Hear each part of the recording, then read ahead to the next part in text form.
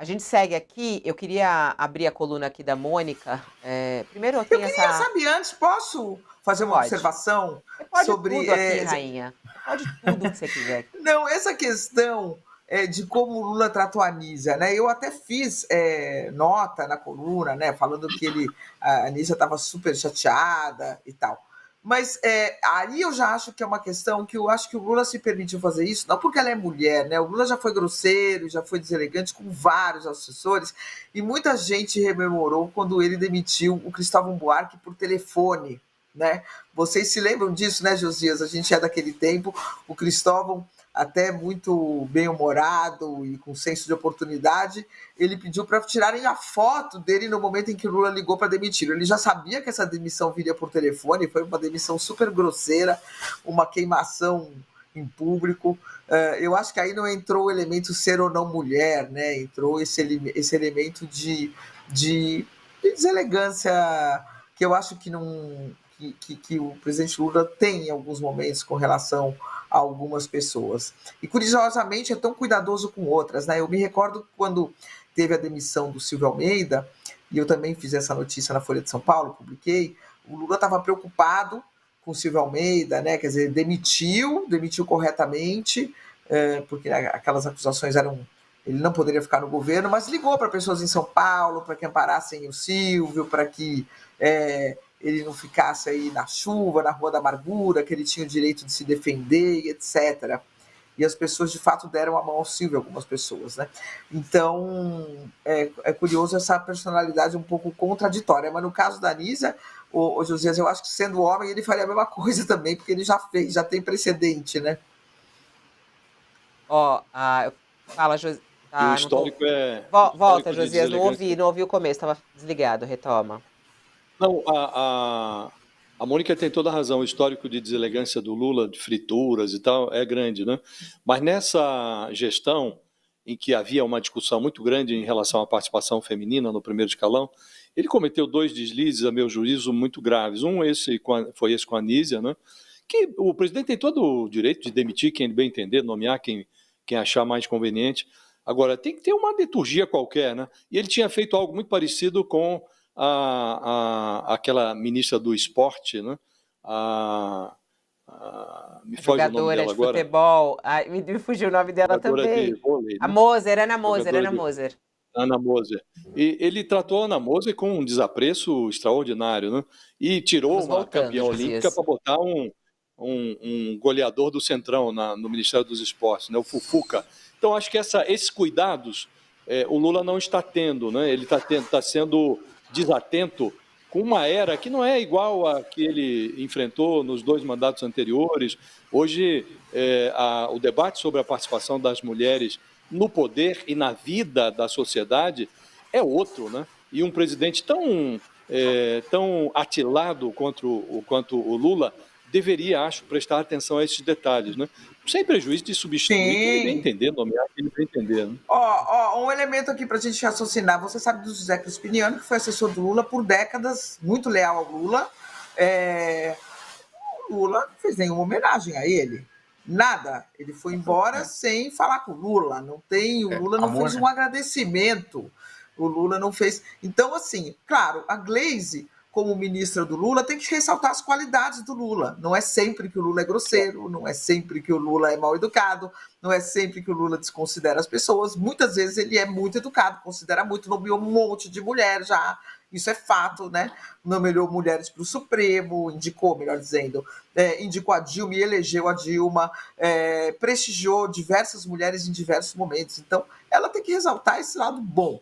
E a gente está aqui para mostrar criticamente esse outro lado do Lula, né? Que é com homens e mulheres uma deselegância, né? Que às vezes é muito assim constrangedora. Eu ia citar exatamente o que a Mônica falou com relação. Bom dia, Mônica, inclusive. Com relação Bom dia. a. Eu concordo com o Josias que o Lula tem que ter mais cuidado com. Exatamente num governo que não está longe de ter paridade. É claro que o governo tem que ter mais cuidado ainda com as poucas representantes mulheres que ele ostenta. Agora, esse tem sido o modus operandi do Lula loucamente. E eu cito o caso do Zé Crispiniano como o secretário de imprensa como exemplo, né? 14 anos trabalhando junto, o Lula nem recebeu na hora de dar tchau. né? Simplesmente deixou fritar por 30 dias porque é o jeito Lula de fritar. Né? Vai deixando, ao invés de chegar a olhar na cara e falar. Então, é o jeito que o Lula faz. O Lula também faz esse tipo de política, né? No caso do Silvio Almeida, talvez ele estivesse mais preocupado com o impacto ou com as repercussões depois de demitir o primeiro, tipo, o único ministro negro da esplanada, né? Então, é complicado. Esse Lula 3 ele é diferente. Não que o Lula 1 e 2 não tivesse esses comportamentos, não deixasse ministro se engalfinhar e depois decidir sobre o resultado, né, tudo isso. Mas esse Lula 3 nas palavras de uma pessoa do Planalto, né, que me falou, o Lula tá mais cansado, né, e o Lula tá mais sem paciência, né, e na política, cansaço e paciência nunca dá coisa boa. É isso. Ó, agora são 11h02. Vamos virar um pouquinho a pauta. Qualquer outra novidade a gente traz aqui em relação a esse assunto. Mas vamos falar aí do que está acontecendo, as negociações no Congresso brasileiro, né? O que pode vir aí, anistia aos bolsonaristas por uma tentativa de golpe. Essa é a coluna da Mônica Bergamo de hoje no jornal Folha de São Paulo. Bolsonaro consegue apoio de partidos para anistia. Governo Lula entra em alerta. A contagem está assim, Mônica? Quer dizer, já há número de votos suficiente para que a anistia passe no Congresso? Do governo, tá? De um governista. Eles identificaram que essa movimentação do Bolsonaro, que saiu conversando com diversos presidentes de partidos, Gilberto Kassab, do PSD, Antônio Rueda, do União Brasil, Ciro Nogueira, no Carnaval, ficaram juntos, do PP, fez com que, quer dizer, nesse périplo, o Bolsonaro está conseguindo apoios sólidos e consistentes para a aprovação do projeto de anistia na Câmara dos Deputados. Né? Então, o governo Lula entrou em alerta, porque vai entrar em campo para impedir a aprovação desse projeto de lei.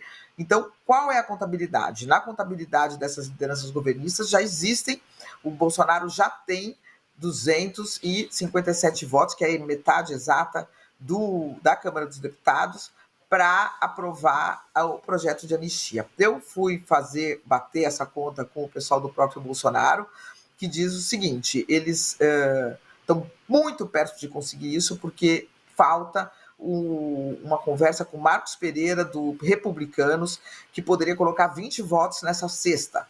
20 parlamentares do Republicanos votando com o Bolsonaro pela anistia. O Bolsonaro está procurando ele, não conseguiu ainda conversar com ele, vai conversar com ele, porque ele esteve hospitalizado e etc. Mas e aí, tendo esse apoio, sim, eles chegam nessa maioria. Falta muito pouco e eles consideram 100% seguro isso, e o governo também, os líderes do governo, governistas também consideram que é líquido e certo que ele chegue a esse número mínimo. Bom, aí qual que seria o problema? Isso eu ouvi de um parlamentar bolsonarista que está nessa guerra aí, vamos dizer, nessa luta aí para aprovar a anistia. Colocar uma proposta como essa, polêmica como essa, no plenário, com 257 votos, é um risco grande, porque uma traição, 2 traições já leva tudo por água abaixo. Então, eles pretendem aumentar essa margem. Eles querem chegar a 280 deputados apoiando para daí colocar em plenário. E aí, seja o que Deus quiser, vamos ver quem ganha, né? Mas, de fato, o governo acendeu a luz amarela ali no governo, porque, de fato, ele pode ter apoio para vencer essa briga aí, para conseguir fazer com que a Câmara aprove a anistia, que o beneficia, o Fabiola, por mais que ele diga que não, mas o beneficia. Você como, Mônica? Porque anistia as tentativas de golpe de Estado, e ele, se for condenado pelos mesmos crimes, obviamente essa anistia se estende a todos os que forem condenados por causa disso, né? Porque a anistia é para os que participaram dos atos do 8 de janeiro de 2023, que estão presos por diversos crimes. Então, se o Bolsonaro é condenado pelos mesmos crimes futuramente, não tem por que essa anistia não se estender a ele, né? Então, além do que, Fabiola, é um fato político enorme, né? O Congresso Nacional anistiar pessoas que foram condenadas por participarem de atos golpistas, por subversão do Estado Democrático de Direito, por tentar impedir a posse de um presidente da República. Então, anistiar pessoas que foram condenadas por esses crimes, imagina o tamanho disso, né? Eu acho que A importância disso, né? eu estava falando, na verdade, no Senado, porque isso tem que passar na Câmara e vai para o Senado, não é isso, Mônica? E aí, vai para o Senado, aí o então, jogo é outro. Então, mas no Senado, será que também tem maioria?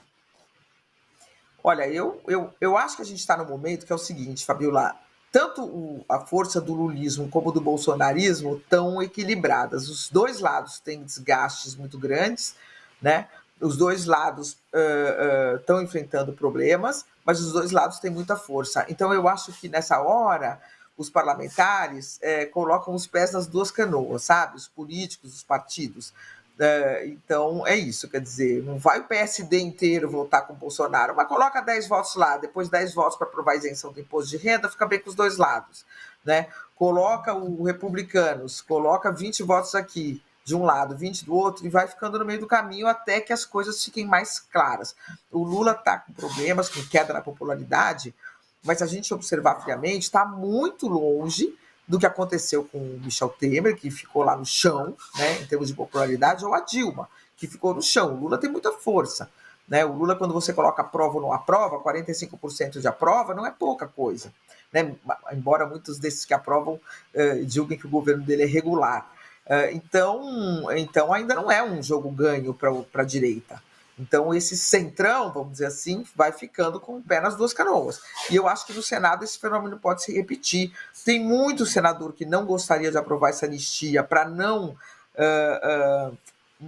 se complicar no Supremo Tribunal Federal, para não comprar essa briga com o Supremo, que o Supremo é frontalmente contra essa anistia, óbvio. Mas você vai ter do outro lado o Bolsonaro dizendo, não, tudo bem, Fabiola, você não vota comigo, você é candidata lá no Mato Grosso, vou botar um candidato em cima de você para te vencer no Senado. Né? Ou seja, o Bolsonaro também tem suas armas que não são poucas, né?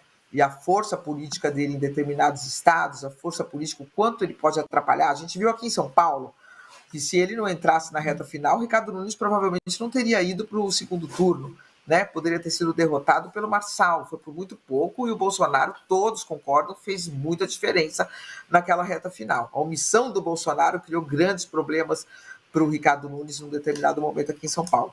Então ele tem essa força, sabe que tem, e eles vão jogar com essa força pesado no Senado, se passar na Câmara. Mas o primeiro passo é a Câmara, Fabiola. O governo entrou em alerta porque não imaginava que eles já estavam tão avançados nesses apoios. É isso. O Sakamoto, como é que você vê o impacto disso no governo? É possível friar essa anistia? É necessário colocar força nisso? Como é que você vê o impacto disso? Olha, eu acho que a anistia, eu já tinha até comentado aqui antes, né? Ela passa na Câmara dos Deputados, se for a votação, ela passa na Câmara dos Deputados. Acho que ela tem mais dificuldade de ser aprovada no Senado. Concordo com a Mônica com relação a esse jogo de corpo que o Bolsonaro pode fazer, mas ainda assim também tem muitos interesses, né? Tem muitos interesses no Senado, interesses inclusive conflitantes com os do próprio Bolsonaro. Né, e a possibilidade do próprio governo agir usando a máquina para pressionar o Senado, né, pressionar, digamos, positivamente o Senado com relação à liberação de recursos e outras coisas, ou promessas de apoio, para impedir, né, ele obter essa maioria de votos, né. Eu acho que é o seguinte, vai ser, a gente está trabalhando, na verdade, esse momento, estamos falando de anistia, no momento de entramos numa pequena calmaria, né? Você tem que analisar como é que vai estar daqui a algum tempo com o julgamento pegando, com mais provas sendo colocadas em público, porque vai aparecer mais coisa ao longo da... mas não teve indiciamento já? Teve denúncia? Sim, mas agora o próprio judiciário vai chamar prova, vai chamar depoimento, vai chamar muita coisa.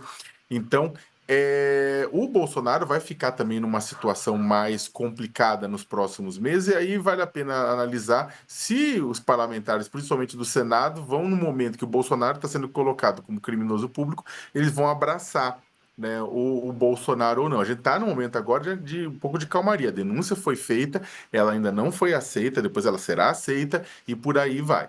Daí, olha, na pior das hipóteses para o governo de que a anistia seja aprovada, você ainda tem o próprio Supremo Tribunal Federal podendo julgar um questionamento de um partido político ou de algum outro ator público com relação à constitucionalidade dessa anistia, né? Até porque é o seguinte, a justificativa é, entre aspas, os pobres coitados, os velhinhos, as velhinhas.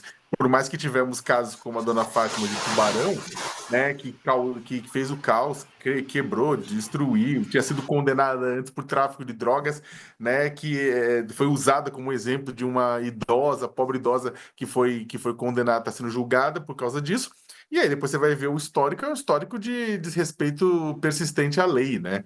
Então, o que acontece? Está sendo usado essa justificativa desse pessoal para poder avançar com o projeto de anistia. Eu acho que o Supremo Tribunal Federal, questionado, por mais que compra briga, por mais que tenha ameaça em futuro de ter impeachment de ministros, eu acho que não vai arredar o pé. Se o Supremo condenar, eu acho muito difícil, logo de cara, o Supremo, não, inclusive, não questionar a constitucionalidade de uma lei simples que acabe por invalidar a decisão da Suprema Corte, né? E vamos lembrar todos e todas que Jair Messias Bolsonaro foi condenado pelo Tribunal Superior Eleitoral em duas ações que não têm nada a ver com golpe de Estado, tem a ver com o abuso de poder político e econômico no cargo. Na primeira, naquela micareta golpista que ele fez usando os embaixadores, né? A questão não era o golpe, mas era você utilizar a estrutura do poder público do Palácio do Alvorada para tentar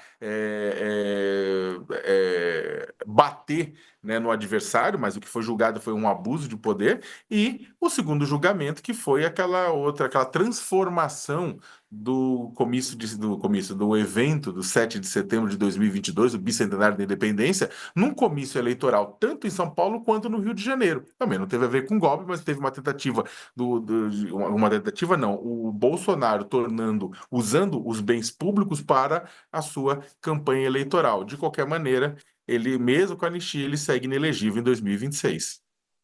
É. Ó, falando em